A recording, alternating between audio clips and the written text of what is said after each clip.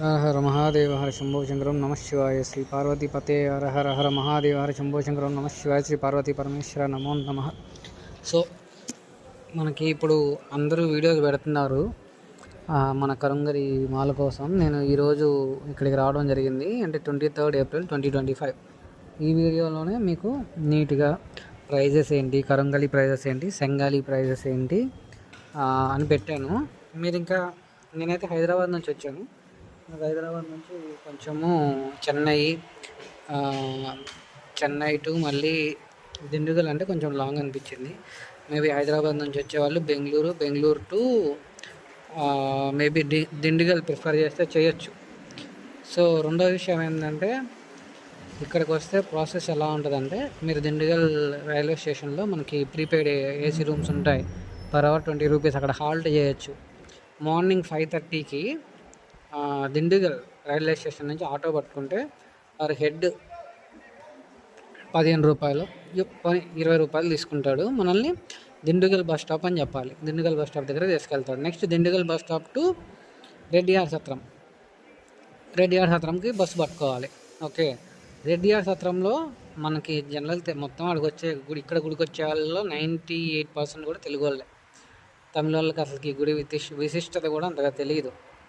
So మీరు ఆ రెడ్డియార్ సత్రం దగ్గర ఉంటే మనకు ఎట్లాగూ దొరుకుతూనే ఉంటారు గుంపులుగా జనాలు. సో పర్ హెడ్ 30 తీసుకుంటాడు, 30-40 తీసుకుంటాడు. గుడి దగ్గర దింపేస్తాడు. నాకు ఇదంతా వద్దు. ఇప్పుడు డార్మెటరీలో ఉన్నారనుకోండి మీరు, ప్రీపెయిడ్ ఏసీలో మన తెలుగు వాళ్ళు మస్తు మంది పరిచయం అవుతారు.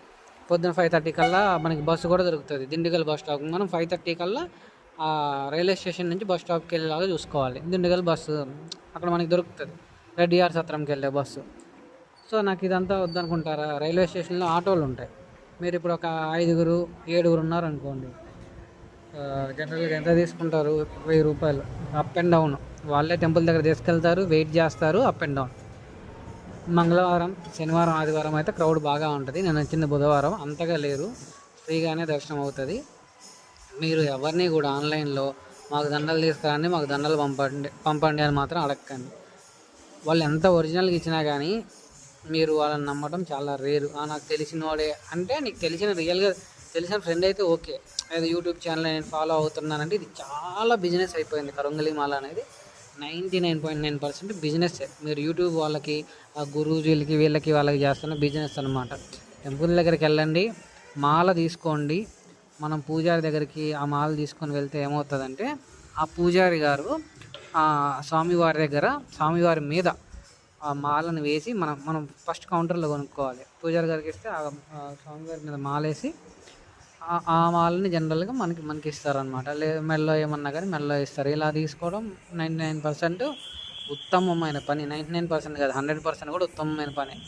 మీరు ఇక్కడ ఎంత నేను రేట్లు పంపించాను చూడండి. ఇక్కడ మహా అయితే కరుంగలి మాల 8mm 1600, సెంగలి 1700, 1800 ఉంది. ఆన్లైన్లో మీకు 2600కి అమ్ముతున్నారు. సర్టిఫికేట్లు ఇస్తున్నారు. ఎంతవరకు నిజమో తెలియదు. సరే, నిజమైనా కానీ వాళ్ళు స్వామివారి దగ్గర ఉంచి తీసుకొస్తారో లేదో కూడా తెలియదు. అందుకే ఇదంతా కాదు. బేసిక్గా మీరు మాల వెనక పడకండి. స్వామివారి దర్శనం మెయిన్, ఆ తర్వాత మాల ఇంపార్టెంట్. మాలయే ఇంపార్టెంట్ కాదు, ముందు స్వామివారి దర్శనం మెయిన్ అనుకొని రాండి. మీకు మాల కావాలంటే మీ వంతు మీరు ఎఫర్ట్ పెట్టి దేవుడి దగ్గరికి వచ్చి దేవుడికి దండం పెట్టుకొని, నాకు మంచి చేయండి స్వామి అని అనుకొని మనస్ఫూర్తిగా ప్రార్థించి అయ్యగారితో వేయించుకోండి. అంతేగాని నాకు మాల కావాలి, నాకు పెట్టండి, నాకు కొనక్కరండి, ఇలాంటి పనులు చేయొద్దు. దయచేసి గుడికి వెళ్ళడానికి ప్రయత్నించండి. ఇప్పుడు మొత్తం మన తెలుగు వాళ్ళు వెళ్తున్నారు కాబట్టి అక్కడ మనకి ట్రాన్స్పోర్టేషన్ అవేమి ఇబ్బంది లేదు, చాలా నీట్గా ఉంది. ఓకేనా? ఎవరిని మీరు నాకు పెట్టండి, నాకు తేండి ఇలా అడగండి. సరేనా? Okay, thanks.